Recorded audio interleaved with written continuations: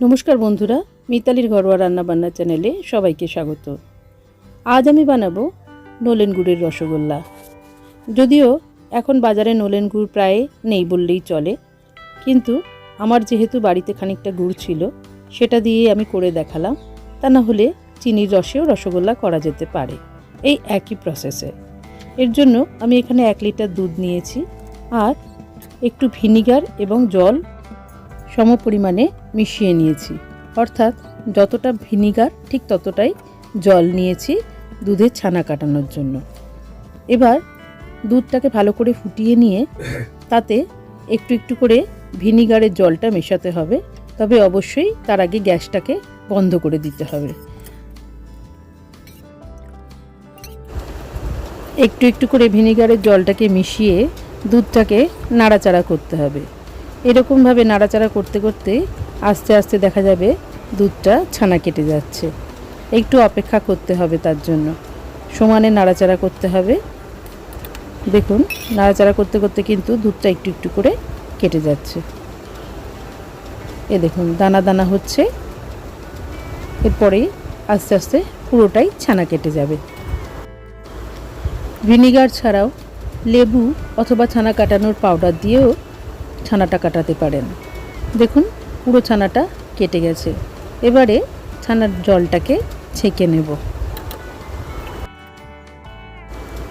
এটা ছাঁকার জন্য একটা পাত্রের ওপর একটা স্ট্রেনার দিয়ে দেব, আর তার উপরে দিয়ে দেব একটা নরম সুতির কাপড়, যাতে ছানাটা সুন্দরভাবে ছেঁকে গিয়ে আলাদা হয়ে যাবে এবং জলটা নিচে চলে যাবে।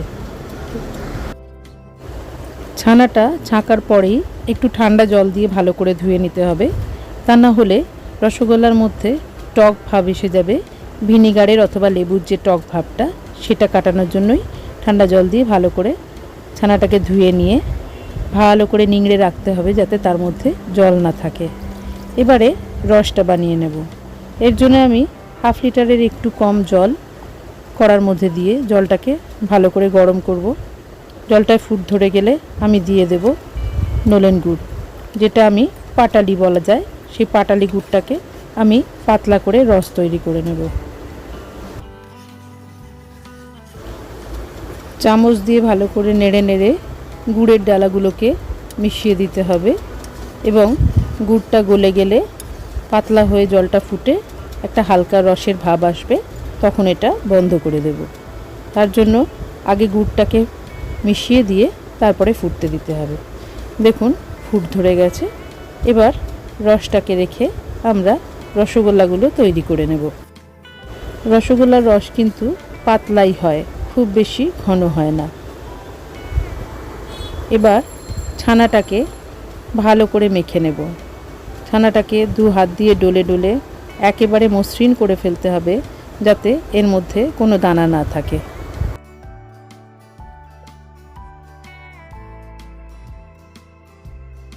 প্রায় মিনিট 15-20 ধরে ছানাটাকে মেখে নেওয়ার পরে একটা ডো তৈরি করে নিতে হবে।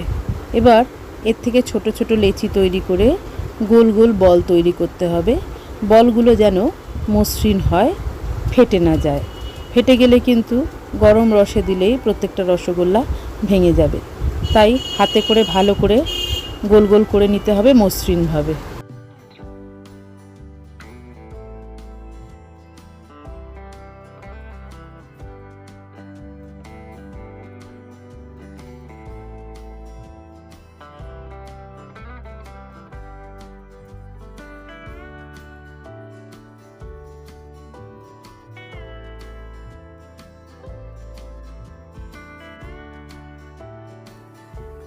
এবারে ফুটন্ত রসে রসগোল্লার বলগুলোকে এক এক করে ফেলে দিতে হবে কড়ার মধ্যে এবং ফুটতে দিতে হবে, যেন রসটা টকবক করে ফোটে। আঁচ বাড়িয়ে 10 মিনিট চড়া আঁচে ফুটতে দিতে হবে রসগোল্লাগুলো ঢাকা দিয়ে। মাঝে একবার একটুখানি নাড়াচাড়া করে দিতে পারেন, যাতে রসগোল্লাগুলো উল্টে পাল্টে যায় এবং রসটা প্রতিদিকেই ঢুকে যায়। দেখুন 7-8 মিনিট বাদেই রসগোল্লাগুলো কতটা ফুলে উঠেছে। এই সময় বলি, আমার এই রান্নাটা যদি আপনাদের পছন্দ হয় তাহলে আমার চ্যানেলটাকে অবশ্যই সাবস্ক্রাইব করে নেবেন আর বেল আইকনটাকে প্রেস করে দেবেন যাতে সব নোটিফিকেশান সবার আগে আপনার কাছে যায়। আর একটা লাইক দিয়ে শেয়ার করে কিছু কমেন্টস করলে খুব ভালো লাগবে। 10 মিনিট ফোটার পর রসগোল্লাগুলো কত বড় বড় হয়ে গেছে। এবারে আঁচটা কমিয়ে দিয়ে আরও 10 মিনিট ফোটাতে হবে যাতে রসগোল্লাগুলো ভেতর অবধি সুন্দরভাবে সেদ্ধ হয়ে যায়। দেখুন কত বড় বড় হয়ে গেছে। মাঝে মধ্যে একটু নেড়ে চেড়ে দেবেন, দেখুন নরম হয়েছে স্পঞ্জের মতো। এইভাবে আস্তে আস্তে আরও 10 মিনিট কম আঁচে ফোটাতে হবে, তাতে রসগোল্লাগুলোর ভেতর রসটা সুন্দরভাবে ঢুকে যাবে।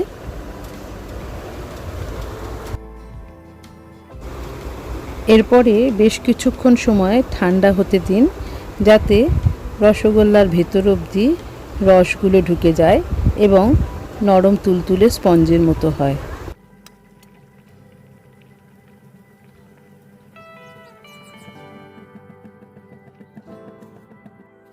ব্যাস তৈরি হয়ে গেল দোকানের মতো নলেন গুড়ের রসগোল্লা।